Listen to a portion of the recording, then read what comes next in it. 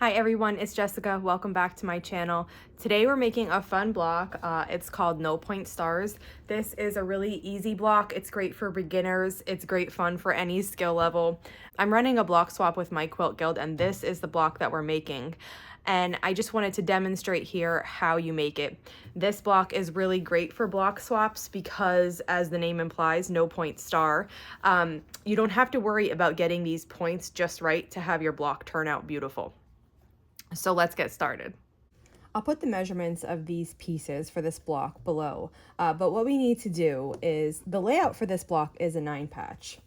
And what makes this block easy and beginner friendly is that you don't have any points that you're worrying about. So I'm making a series of blocks, and some of them are going to be blue on the background, some will be red, and some will be white. I'm alternating the positions of these colors. Once we're assembling, the blue is going to be positioned like this.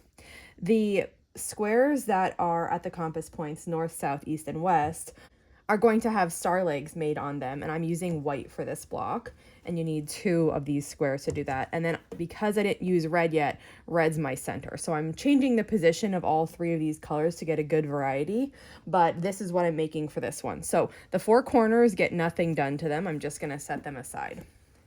Same with the center. And we're going to make the star legs with these pieces. So I'm taking 1 large background square and 2 smaller squares, and we do easy corner triangles for this. So if you are new, unfamiliar, or prefer, you can mark the line from one corner to the other using a ruler, and I like to use a mechanical pencil. The mechanical pencil gets you a really close line to the ruler. With a regular wooden pencil, the thickness of it bumps out your line just a little bit, so it's not quite exactly where it should be. So you're going to line your ruler up with point to point, use your mechanical pencil to draw a line, and then when you come away from it, you'll line this square up with the background piece, and then you're going to sew on that line that you drew. I don't draw those lines because I'm very comfortable with making these, and I know that if I put the tip of this block even with my needle, and I keep this tip over here on the first line here, which is even with my needle, I know I'm going to sew straight.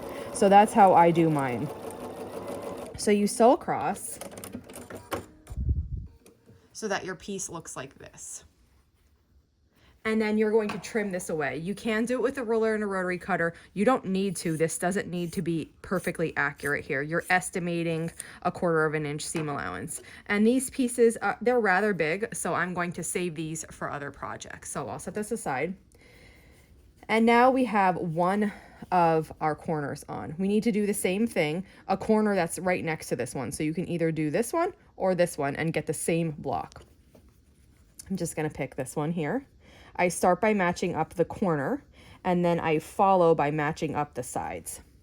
And then we'll sew across this diagonal. Now, as I was saying, what makes this block really, really beginner friendly and really great for block swaps is that you don't need to worry about points. So here's what my second one looks like. In a traditional variable star, or often called a sawtooth star block, your points from your flying geese need to line up perfectly to be able to not cut those points off. And while it's okay if you do cut points off, you know, mostly people are trying not to do that. So the thing with this star is that you sew them on and you have so much room here intentionally so that you don't have to worry about this point. And it's nice because that makes it very beginner friendly. You can't really mess up the alignment of these points because you have this much space, and it intentionally leaves that there. So what we need to do is we need to make 4 of these pieces exactly like this.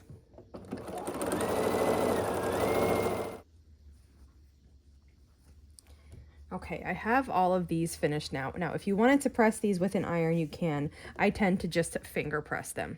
And now we can start assembling the block. So I'm going to switch to my 1/4 inch foot. I was using 34D. I like that for easy corner triangles or flying geese or foundation paper piecing. And now I'm switching to my 1/4 inch foot, 57D. And we're just going to sew this block together. I like to do it vertically, how I usually assemble my blocks. So I'm going to take the first piece in the first row and the second piece in the first row. And then we'll sew this together.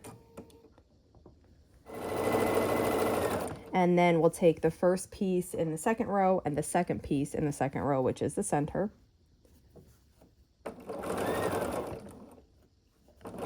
First piece in the third row and the second piece in the third row.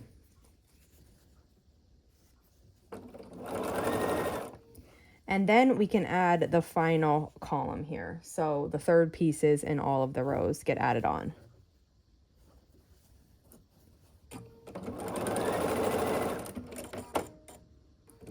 Okay, and here is where we're at. We just need to sew the 2 final seams. So I just fold one piece on top of the center, match everything up. I start by matching that seam with my finger and then sewing across. Now I'll match this seam here and then finish sewing across.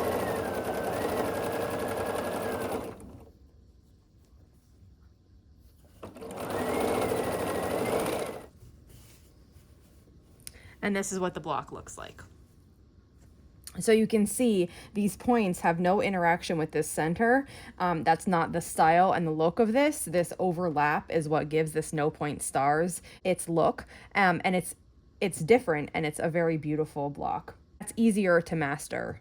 And when you're doing a block swap with all different levels of quilters, something like this makes the block swap go well, because all levels of quilters can try and make this block and get really good results. That's it for today. If you have any questions on how to make this block, just let me know. And if not, I'll see you back here soon. Thanks for following along.